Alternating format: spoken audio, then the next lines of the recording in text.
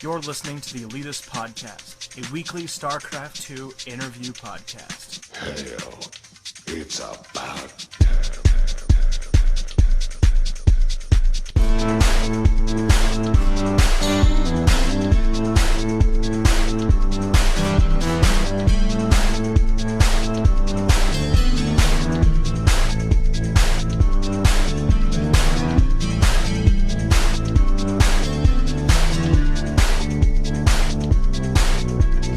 Welcome, everybody, once again, to the greatest show on Earth. This is the Elitist podcast, the weekly StarCraft II interview podcast, bringing you all the coolest names, the coolest newsmakers. This week, we're I would probably say Armageddon Week 2010. We're joined by none other than... Sorry, I gotta get this name here, since you've got quite the name here. Jake Orb Skleru? Yeah, that is correct. I have never heard that name before. What kind of name is it? It's Russian. It comes from, like Sklerevsky, and it was changed when, however many generations ago that they came to the U.S. Okay. So Orb is a little bit of an interesting story because you're one of the first personalities to come onto the scene that wasn't from Brood War, or at least wasn't a big name during Brood War. You became popular through basically just being one of the few streamers who actually talk to their audience. And it's gotten you far. You've become a very successful gamer in a very short time. You've run a show called Orb Knows Best, which is off and on schedule right now. Anything else that you're up to that I didn't mention here? Not really. With the current setup of, beta about to end and the current ladder setup, I've just been kind of messing around with 2v2s, 3v3s, 4v4s, that kind of stuff, and just having fun really in the recent times. Yeah, me too. I'm actually, I did a really stupid act where I did my placement matches as my main race, and then I decided that I wanted to switch races because Zerg's just awful now, so I actually switched to Protoss, and it's just been, just when you don't know anything, going right into Platinum and then getting beaten down, it's kind of fun. Anyways. Yeah, absolutely. So, Orb, let's start talking about your history and such. First thing I was surprised by when I looked over the kind of stuff you've done is that you're kind of new to the whole RTS scene in general. You basically played Brood War a little bit before StarCraft II came out, and that's about it. Where did you pick up all these RTS skills, especially the analysis stuff you did for Orb Knows Best and all that? I don't know. That's tough to say, actually. I guess I played like turn-based strategy stuff, on boards. Warhammer 40K. I played that a bunch through high school. So I guess that gave me like basic strategy skills or something. But I did play StarCraft. Like I remember my brother bought it the day it came out, so I did play it, for the full 12 years. But I wasn't playing, competitively. I was mostly playing like UMS and things like that and messing around.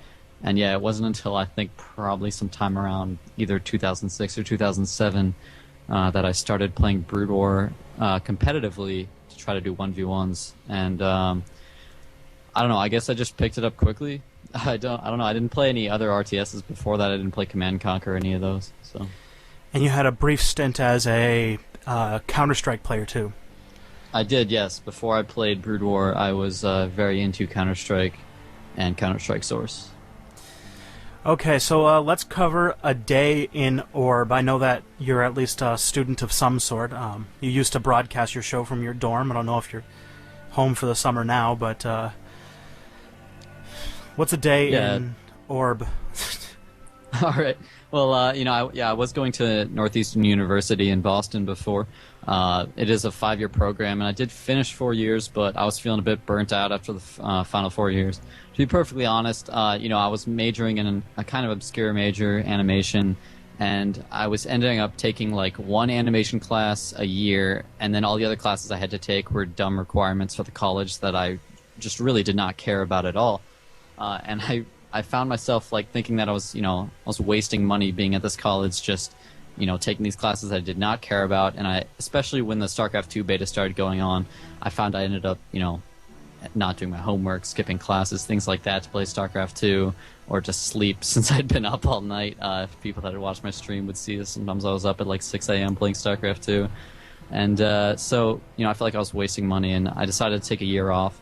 So that's where I am right now, is that I am home for the summer, but I'm also going to be taking the rest of the year off. And I just got myself a job in the restaurant industry.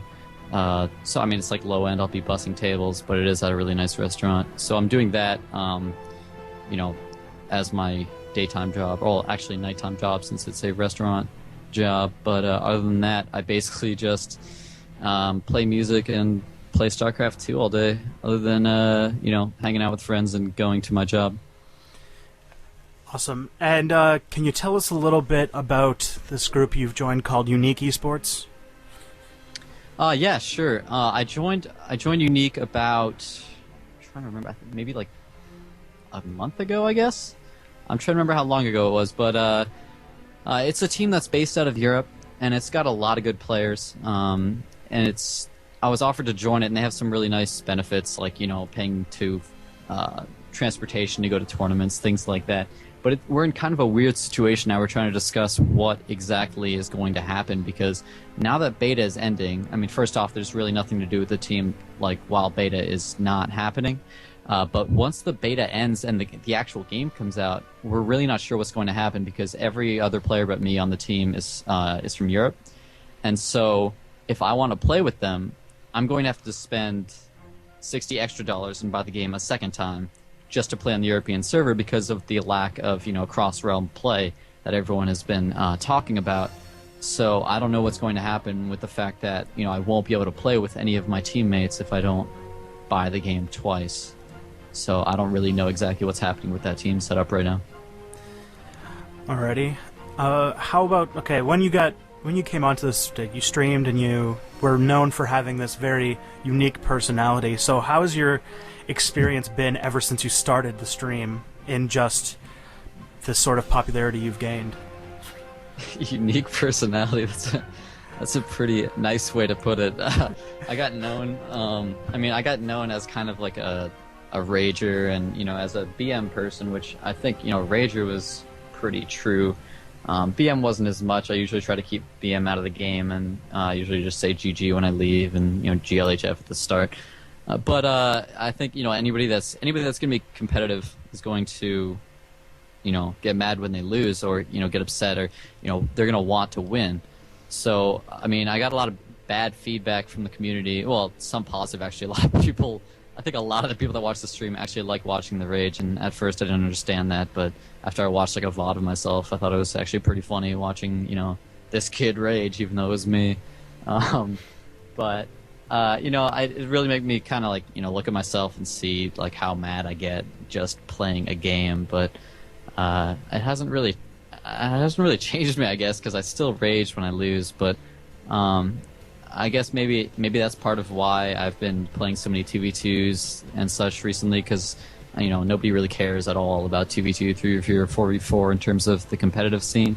So I can just play those and relax and have fun with my friends, and not have to worry about the stress of being the best and having all these people watching me and criticizing my gameplay and stuff. So I think that's probably part of what has influenced my lack of 1v1s recently. And no worries about a future where you might just rage for the camera? Rage. Yeah, when I got my webcam set up, that was like the number one thing that everybody thought was going to be great, like seeing me rage like while looking at me. But I always resist changing it to the camera, because it's like it feels when I'm raging like embarrassing. Like I don't want to, I don't want to switch the camera and see all these people, have all these people on the internet seeing me like rage.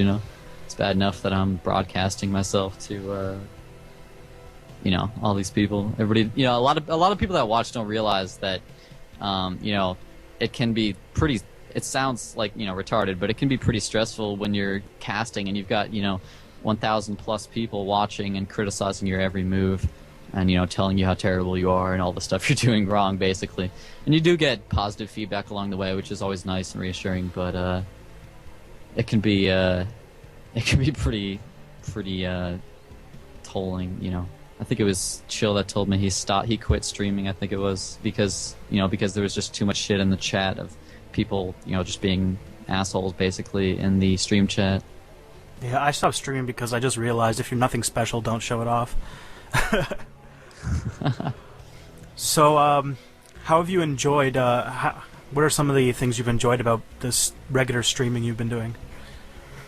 I mean, it's great seeing first off, when I first started streaming, I was streaming because I felt like I wasn't doing enough for the community. I was getting so much out of Team Liquid, and I really, really loved the website, and I wasn't giving back enough, and I was trying to think of ways I could give back, and I was like, well, I have a really nice computer, and at college I have an amazing internet connection. I should stream for all the people that don't have beta keys yet.